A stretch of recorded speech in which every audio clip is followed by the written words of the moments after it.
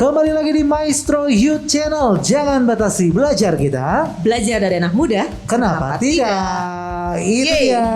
Kita sudah masuk di sesi yang kedua nih Sobat Maestro di pagi hari ini. Dan kita begitu terhormat sekali ya Kak Jo ya. Iya. Kita duduk bersama seorang juara dunia. Yes, benar loh. Ya. Yang tadi sudah bercerita tentang bagaimana perjuangannya untuk bisa meraih yang berwarna emas ini ada di depan gitu ya. Maupun dengan banyaknya penghargaan-penghargaan lainnya yang tidak bisa ditampilkan di bagian Yes, depan betul, ini ya. betul. Nah buat Sobat Maestro yang tertinggal, aduh tentang apa sih ceritanya? Boleh dong mampir-mampir ke YouTube kita juga sudah tersedia ada di Maestro Radio Bandung. Di sana kita sudah menampilkan sesi pertama obrolan dengan Sansan. Tapi jangan marah-marah dulu. Untuk sekarang gimana kalau ikutin dulu obrolan kita di sesi yang kedua ya. Karena tadi walaupun sudah banyak sekali cerita yang menarik, ada lagi tambahan-tambahan cerita yang akan kita dengarkan di hari ini ya. Katanya tadi Kak Jo punya banyak sekali pertanyaan-pertanyaan di kepalanya juga tentang Sansan ya. Betul. Boleh deh Kak Jo. Yuk lanjutkan pertanyaan Kak Jo tentang apa Aku tuh aja. satu ya penasaran karena kan tadi Sansan sempat part time juga di sana. First time kamu dapat pekerjaan di sana itu gimana caranya dan sejak kapan? Caranya tuh di situ ada kayak apps buat cari kerja gitu. Terus aku nyoba coba aja cari dari situ. Terus udahnya langsung kayak ya udah kontak orangnya terus interview. Oke, tapi sebebas itukah untuk jam part time-nya atau kayak di Indonesia nih? Sebenarnya sih kalau ngomong jujurnya di situ nggak boleh part time. Jadi kayak di situ tuh strict banget. Jadi kalau working visa ya udah cuma bisa kerja nggak boleh sekolah. Oke. Kalau student visa ya udah student doang ke sekolah doang nggak boleh kerja apapun. Terus part-time. gimana di situ tuh dilemanya? Untungnya sih kayak tempat kerja aku bukan kayak perusahaan gede yang bakal kayak tiba-tiba dicek atau gimana. Tempat aku sih kayak tempat kecil studio gitu doang. Jadi nggak sampai nggak akan mungkin lah yang kayak tiba-tiba ada datang pemeriksaan gitu. Cuman kayak pihak sekolah gitu-gitu juga banyak teman-teman yang kayak ngomong udah yang kayak pihak sekolah gitu mending jangan tahu juga takutnya mereka jadi kayak ngelapor atau gimana. Oh, ternyata benar-benar strict juga ya masalah Strict tentang banget. visa itu. Jadi sejak kapan tuh pas kamu udah mulai kerja di situ tuh? Sejak aku sekolah bahasa paling lewat 1 semester berapa bulan lah kalau nggak kurang lebih. Langsung mencari ya pekerjaan tersebut dan kebetulan pekerjaan ini juga seputar dunia kesukaan dari Sansan tadi. Olahraga juga ya. Kalau bisa jadi trainer atau seperti apa nih Sansan? Jadi trainer sih di situ. Wow, keren. Dan lagi-lagi ya, trainer pakai bahasa Mandarin lagi kan? Iya. Aduh ngomongnya gimana gitu ya. Kalau misalnya kita kan sit up, oke ngerti gitu. Kalau mereka pun gimana? Iya, pakai bahasa sana. Jadi aku satu-satu belajar lagi. Jadi kayak ini Serius? Mandarinnya apa, ini Mandarinnya apa, nanya ke mereka gitu. Kalau Bahasa Mandarin sit up apa itu ya? sit up apa tuh? Yang wosicu. Oh, memang ada ya. bahasanya. Squat juga. Hampir lupa loh. Untung ya. Untung pas itu ya sit up dan masih inget sit up ya. Oh, Luar puji Tuhan. biasa ya. Kalau Kak Jo kebayang ya kalau kayak gitu. Iya benar. Pakai bahasa isyarat. Kalau nggak bisa langsung contohin aja gerakannya Oh gimana. gitu ya? Oh gitu. Itu dia terjadi di awal-awal kali ya. Saat masih kesulitan dalam berbagai bahasanya. Jadi akhirnya contohin aja gitu ya. Iya. Oke, itu tantangannya ya. Sekali lagi belajar juga dari part time tersebut itu ya. Selain dapat penghasilan juga dapat pengalaman belajar bahasanya juga. Betul. Itu dekat tempatnya sama tempat asrama kamu, terus kayak buat sekolah gitu. Enggak, semua ujung-ujungan. Nah, gitu. gimana nih Jadi transportasi di Shanghai sendiri seperti apa? Ya enaknya sih udah ada MRT ya, jadi semuanya enak. Tapi secara aku kan di situ tinggalnya di apartemen. Dari apartemen tuh sebenarnya kayak di tengah-tengah sih aku. Ke kampus aku ke kanan, ke tempat kerja aku ke kiri. Jadi kalau aku bener-bener baru beres kuliah dan langsung harus ngejar ke situ bener-bener dari ujung ke ujung gitu kesannya. Pernah salah mau ke kiri ke kanan, mau kuliah malah kerja lah ngapain ke sini? Enggak lah ya. Enggak Fokus dong. harus fokus ya. Itu fokus ya, tapi pernah keteteran nggak kayak misalkan ini udah di jam masuk jam kerja nih kayak gitu? Jujurnya pernahnya sih pas lagi mau main ya. Karena itu kan kayak aku tuh ngelatih bener-bener di jam yang kayak jam 5, jam 6, jam 7. Oh iya. Bikin kayak kelas gitu 5, 6, 7. Terus kayak karena udah mulai sekolah, udah mulai kuliah lagi, jadi kayak dari tadinya tuh 7 harinya aku yang ngajar kan. Serius gak ada waktu istirahat itu? Nggak. Sabtu Minggu loh? Nah. Oh astaga, oke. Ya terus karena aku kuliah jadi kayak dibagi gitu sama orang. Betul. Pas jam yang aku kuliah sampai malam nggak bisa, ya udah dikasih. Sisa lainnya anggap 3 hari dia, 4 hari aku.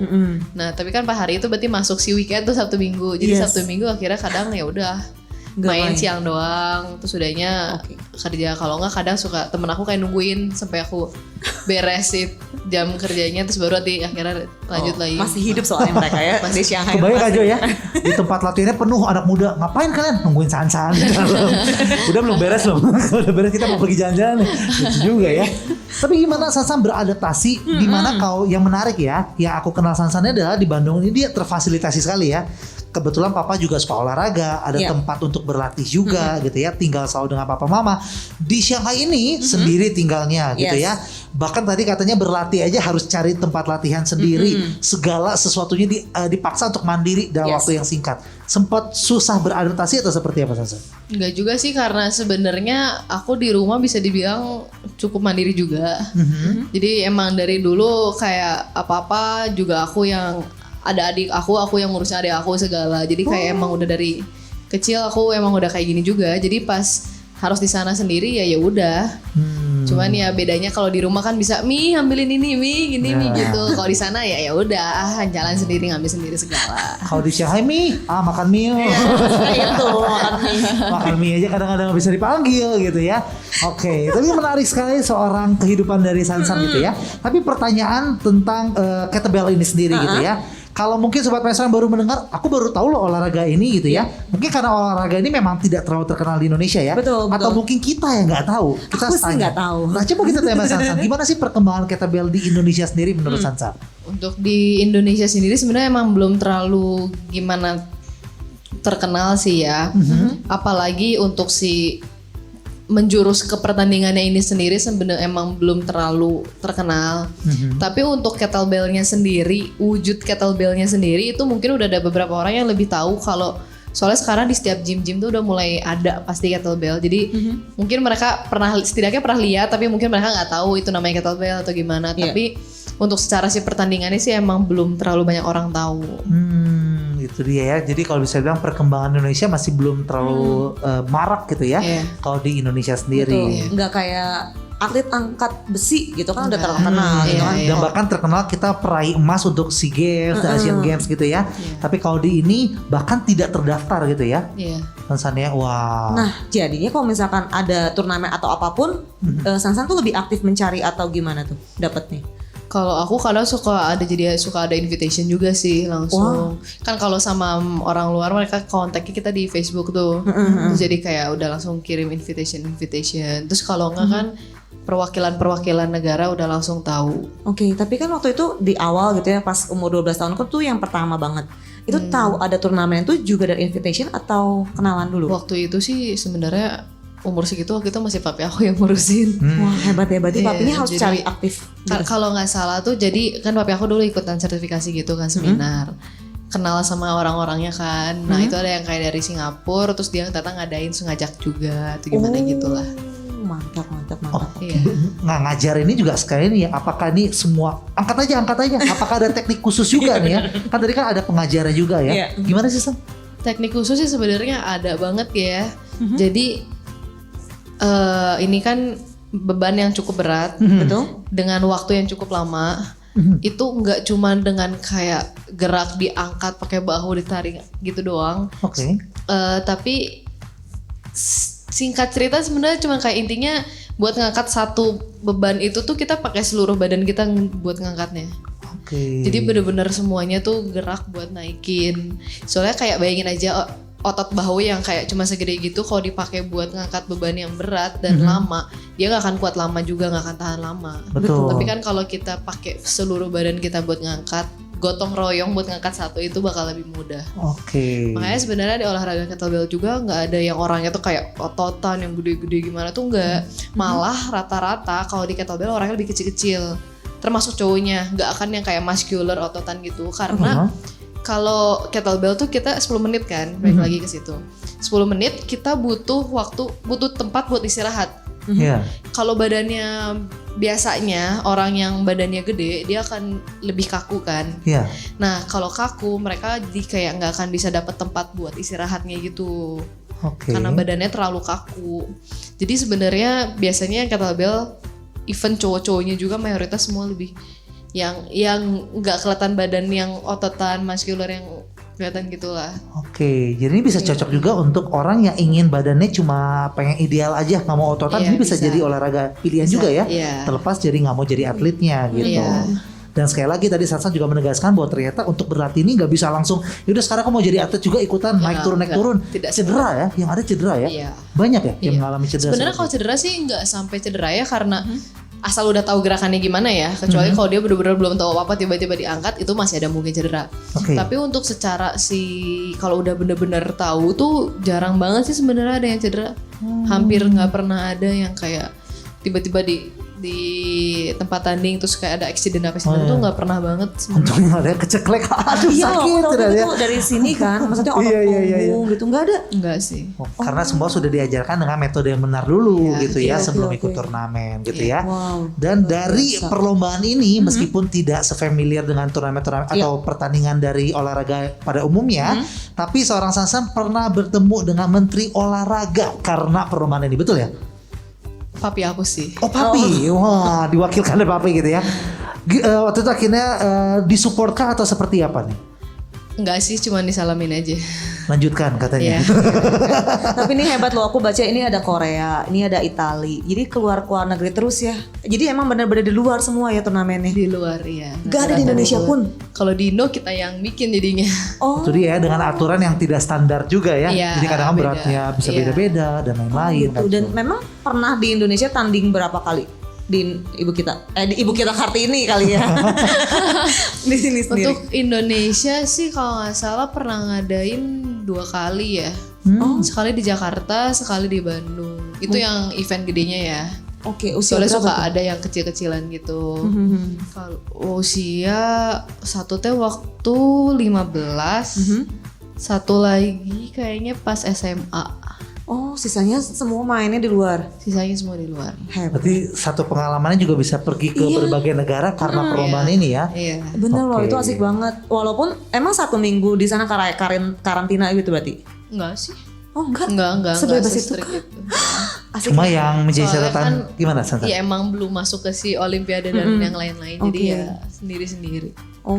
Nah itu tapi dari harapan Sansan juga ini mungkin bisa jadi perhatian juga dari ini ya pemerintah juga ya. Iya, Karena katanya sampai detik ini semua yang dilakukan pergi-pergi ke luar negeri itu semua biaya sendiri katanya ya. Iya, jadinya. Oh sayang sekali nih. Padahal kita sudah ada satu nih perwakilan dari Indonesia Iya, benar. yang mengharumkan nama Indonesia, Yes. bahkan udah kelas dunia nih. Nama-namanya ada di antara nama-nama dari luar negeri, Betul, dari Eropa betul. satu sudah ada nih ya. Benar, benar, Bahkan kalau dikembangkan siapa tahu Sansan bisa menjadi pionir di Indonesia sendiri Iya, gitu ya. Tapi Sansan bertemu gak dengan teman-teman yang perempuan lainnya juga yang sudah asli Indonesia yang jadi atlet profesional di Indonesia sendiri? Kalau Indonesia sih belum ada sih. Belum ya? Wow. Iya. Ini satu-satunya kamu. Yang ikutan tanding ada, cuman kan kalau buat cewek apalagi kayak kelasnya amatir 16, pro 24. Rata-rata mereka tuh masih ngangkatnya tuh di 16. Kalau nggak mentok-mentok tuh 20. Iya, iya, iya. Terus kalau buat cowok juga di kelas 32 tuh terlalu berat. Jadi paling di 24 gitu. Itu dia ya. Tapi Gak ada yang tahu Kak Jo ya. Siapa tahu memang Sansan ada pionir untuk mengharumkan nama Indonesia. Lewat kata Bel bukan cuma dia skill sendiri, Yes. dia mengajarkan yang lain-lain juga. Siapa Bener, tahu. langsung buka kelas ya. kayaknya. Itu ya harapan kita supaya lebih baik lagi ke depannya ya. Itu dia tentang kettlebell dan juga Iya. tentang Sansan ya. Katanya juga Kak Jo mau sharing sesuatu juga di hari ini berhubungan dengan berat badan katanya tadi ya. Iya. Apa sih Kak Jo? Kenapa? Topik apa yang mau dibahas di hari ini? Iya, tadi sebenarnya tuh menarik karena sesi pertama di akhir kita sempat ngomong juga tentang diet yang berlebihan. Karena Iya. Sansan juga kan harus mengejar gitu ya, mengejar ketertinggalan dari berat badannya gitu. Nah, hanya saja kalau misalkan pribadi kita punya tujuan atau goals tertentu, kita bisa mengejarnya dengan ada rentang waktu yang sudah ditentukan. Tapi ada juga yang zaman sekarang ini anak remaja banyaknya di usia 13 sampai 17 tahun itu tuh kayak terdoktrin tubuh ideal tertentu sampai akhirnya mengharuskan tubuhnya tuh sebegitunya gitu, sekurus itu dan seberat badannya segitu doang gitu. Padahal memang aslinya nggak segitu. Misalkan kita pernah lihat juga nih beberapa anak remaja yang suka masukin gitu ya di TikTok atau sosial medianya berat badannya ada 58 kilo. Terus dia mencoba untuk diet dari artis-artis Korea untuk bisa mendapatkan hasil tertentu, benar turun 1 minggu gitu. Dan itu turun bisa sampai 4 sampai 5 kilo. Dan karena dia seneng dengan habit itu, jadi dia lanjutin sampai akhirnya dia nggak tahu aku tuh butuh berat badan tuh berapa. Yang penting aku sama kayak idola aku kayak gitu. Itu yang sangat berbahaya.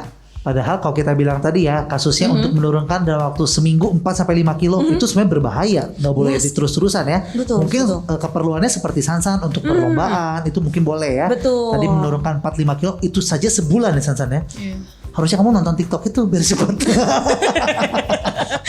Jadi nggak sehat sih sebenarnya kalau terlalu cepet juga. Betul. Ah, Betul. Karena yang betul. kita tahu tuh 1 minggu minimal maksimal ya 0,5 per Betul. kilo gitu. Nggak boleh langsung terlalu drastis juga Nggak ya boleh. karena nanti dampak ke tubuhnya juga nggak akan bagus gitu ya. Benar. Tapi tanpa disadari banyak anak muda yang karena body goals gitu ya Yes. tujuannya akhirnya banyak hal dilakukan, segala cara dilakukan Yes. dan itu yang berbahaya. Benar. benar Nah, banget. salah satunya dalam psikologi juga katanya ada permasalahan, ada istilahnya Kak Jo ya. Ada.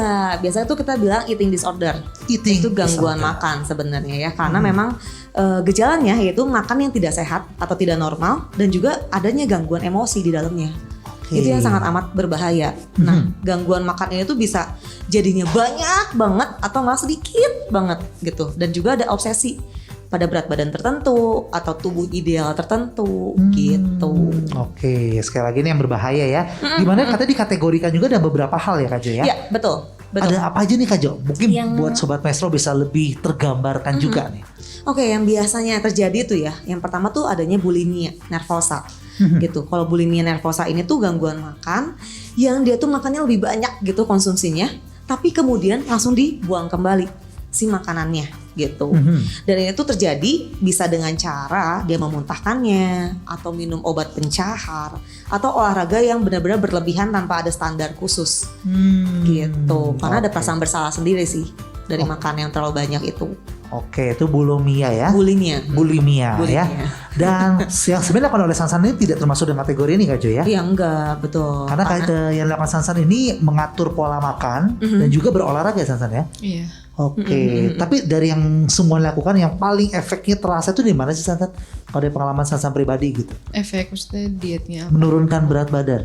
Kalau aku sih tetap ke olahraga sih. Olahraga ya. Iya, soalnya aku pernah ngerasain pas lagi di Cina aku kayak banyak cut olahraga, jadi lebih sering main daripada olahraga. Itu cepet banget langsung kayak naik gitu. Oke, So aku dong. ngerasa daripada ngurangin makanan, kayak kalau kita kurangin makanan tuh kan kayak jadi lebih ibaratnya 24 jam capek terus karena bener-bener makan ini itu semua harus diatur, semua pusing sendiri kan. Tapi kalau kayak olahraga paling 1-2 jam capek, udah sebenarnya beres doang gitu kan. Gitu doang, udah nggak ada yang lain. Itu mungkin berpengaruh juga kenapa tadi Sansan menurunkan berat badannya 2 bulan aja butuh perjuangan ya dibandingkan dengan yang Bandung pernah ikut turnamen 1 bulan turunnya cepet gitu ya. Iya. Mungkin karena olahraganya intens gitu ya. Betul, Kalau di sana sudah sempat olahraganya ditinggalkan jadi susah nih. Iya. Gitu Betul. ya. Dan untungnya tadi juga Sansan tuh sempat mention bahwa ada stresnya. Nah, Iya, sebenarnya stres stresnya itu ngaruh juga. betul banget. Oke. Kalau misalkan di kita tuh mungkin ada stres yang bisa bikin nambah banyak makan, ya kan? Ada juga yang jadinya gak mau makan sama sekali, gitu. Dan sebenarnya badan kita juga bisa adaptasi sama Yes. si diet yang kita lakukan. Jadi Betul. mungkin aja tahun lalu kita bisa turun nih sama diet ini. Tahun kedepannya nanti tuh bisa jadi enggak karena si badan kita belajar sama Betul. diet yang kita lakuin itu. Betul. Pintar ya badan kita ya. Pinter Jadi banget. Pinter dalamnya. kita juga nggak boleh kalah pintar gitu sama badan kita untuk bisa mengatur berat badan kita. Bener-bener. Tapi itu adalah salah satu kelainan yang pertama Kak Jo Iya, ya. bener-bener. Katanya ada beberapa jenis lagi ya Kak Jo Yes. ya. Apa nih lagi? Yang Selanjutnya, kedua Kak itu Jo? anoreksia. Jadi gangguan makan itu yang sebenarnya dia punya badannya yang kurus banget gitu, tapi dia merasa tetap gendut gitu. Dengan caranya gimana sih sebenarnya si anoreksia ini? Dia tuh membatasi asupan kalori yang dimakan. Jadi dia benar-benar sedikit banget masuknya daripada yang memang dibutuhkan gitu. Kalau misalkan wanita bisa 1.500 sampai 2.000 kalori, dia tuh benar-benar di bawah itu. Oh. Gitu. Asupannya benar-benar sedikit sampai akhirnya apa ya? Kita bisa bilang tuh tubuh dia yang memproduksi itu benar-benar kekurangan si kalorinya. Jadi emang benar-benar nggak sehat. Ini benar-benar tidak sehat ya, Yes. apalagi nggak ada tujuannya gitu ya. Iya. Cuma benar-benar aku pengen badan aku bagus, tapi nggak ada endingnya gitu ya. Iya. Kalau yang dilakukan Sansan tadi sempat bercerita ya, Sansan pernah menghilangkan karbo, benar-benar Yes. hilang karbo, tapi Iya. tujuannya untuk perlombaan, Iya. gitu ya. Setelah itu barbar lagi makannya ya. Wah, langsung. Iya. Tapi sebenarnya ada juga loh dari artis-artis kita yang melakukan diet karbo itu. Oh ya? Bisa 2 tahun sama itu. Tapi dia makannya memang benar-benar fokusnya diganti si karbonnya, bukan lagi nasi gitu, tapi dia diganti sama ubi-ubian kayak gitu kan. Kalau yang diganti ubi itu sebenarnya baik ya Kak Jo ya. Berarti untuk masih pola hidup oatmeal, sehat gitu ya. Betul, Oke. betul. Tapi kalau benar-benar cuma demi badan yang baik, semuanya dihabiskan, nggak ada pengaturan dari dokter juga, kayaknya sepertinya penting ya. Betul, dari betul. penelitian ahli gizi juga tuh penting gitu Sebenarnya ya. anoreksia ini tuh bisa berakibat fatal karena memang satu ya, untuk wanita sendiri tuh nggak bisa dapat mens lagi karena ada hormon yang benar-benar berhenti gitu. Dan kita nggak bisa berpikir dengan baik sebenarnya. Ini cukup berbahaya sekali lagi ya. Benar. Jadi mungkin sobat Maestro juga yang mungkin ada yang merasa juga, aduh aku pengen tetap dapat body goals gitu ya. Yes. Mau segimana pun kurus, tapi orang bilang kamu kurus, oh, enggak aku belum kurus. Hati-hati gitu ya. benar. Nanti jangan sampai termasuk dalam kategori ini yang ingin selalu terlihat kurus gitu ya. Sansan kan banyak juga nih pertemanan yang dialami gitu ya, baik dari teman-teman luar negeri, dalam negeri. Ada nggak yang mengalami hal seperti ini juga, Sansan? Kalau sampai ke anoreksia sih mungkin enggak ya, tapi ada aja sih yang kayak nggak pernah ngerasa cukup sama badannya mereka gitu. Tapi ya terus ada yang akhirnya jadi diet gini, diet gitu, diet gini, tapi tetap suruh olahraga nggak mau. Nah iya. Kenapa kayak ya? gitu. Capek katanya, jadi nggak mau. Ya gitu sih. Tapi sebenarnya kalau pesan dari aku sih, kalau buat cewek jangan terlalu kayak jaga makan yang terlalu berlebihan, soalnya cewek tuh banyak hormon-hormonnya yang kayak sekalinya ininya kurang, nanti ininya berubah, ininya kurang, ininya berubah. Betul. Jadi sebenarnya mendingan jangan terlalu over lah kalau yang udah urusan yang ngurangin makanan gitu-gituan. Betul, aku setuju ya, benar loh. Iya. Karena akan berbahaya, benar-benar fatal banget. Apalagi kita semuanya kayak by mood gitu kan, apa-apa emosi, ya kan? Iya, Nah, itulah. jangan sampai kayak sekarang masih muda, enggak lah, enggak, taunya nanti efeknya pasti Iya. udah lebih berumurnya. Benar-benar serem banget Gitu, sih. iya. Semoga para wanita mendengar ya, Ya. karena soalnya kalau berhubungan dengan mood yang dampaknya juga laki-laki. Ujung-ujungnya laki-laki sih. Laki-laki jadi korbannya biasanya ya, hasil dari emosi yang naik turun ya, kita yang kena ya. Jadi jangan sampai itu terjadi ya. Itu baru ciri-ciri kedua aja ya. Katanya ada satu lagi nih ya, yang berlawanan dengan anoreksia itu sendiri ya. Ya benar, yang tiga, yang terakhir itu adalah binge eating disorder. Sebenarnya kalau ini tuh gangguan makan yang memang dia tuh satu waktu cepet banget makannya dalam porsi yang banyak gitu. Dan kebanyakan memang dia udah kenyang nih, tapi tetap makan gitu. Jadi kalau misalnya dia mau kenyang dan dia tidak lapar pun dia akan makan. Makanya kenapa kalau binge eating disorder itu kelihatan banget dari badannya yang obes kebanyakan. Oke, Gitu. jadi ternyata ada kebalikan juga ya, ada terlalu kurus, ada juga terlalu besar juga Yes, ada gitu bener. ya. Gimana nih tips dari seorang Kak Jo supaya kita bisa menghindar atau terhindar dari namanya eating disorder ini? Mungkin ada tips yang bisa diberikan Kak Jo? Kalau aku pribadi gitu ya, kadang-kadang orang-orang yang melakukan eating disorder ini tuh tidak pernah merasa. Kalau dia merasa pun dia akan menutupinya. Gitu. Jadi orang-orang yang di sekitarnya harus lebih waspada. Kalau misalkan ada gerak-gerik dia yang kayaknya kok ini berlainan ya, atau kok kayaknya ada yang berbeda ya.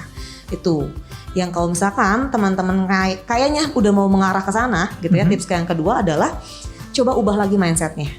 Gitu. Dan ini tuh susah. Karena memang butuh prosesnya panjang gitu kan. Gak bisa sehari 2 hari kita bilangin gak boleh gitu, gak bisa. Tapi memang diatur lagi jadwal pola makannya, pola olahraganya, gizi seimbang tuh seperti apa, tubuh ideal tuh seperti apa, itu yang diperbaiki gitu sih. Dan jangan sampai menutup relasi kita. Kadang-kadang orang yang seperti ini akan lebih banyak menutup diri gitu. Jadi dia benar-benar ngabisin waktunya, kayaknya orang lain tuh nggak ngerti aku, nggak paham aku.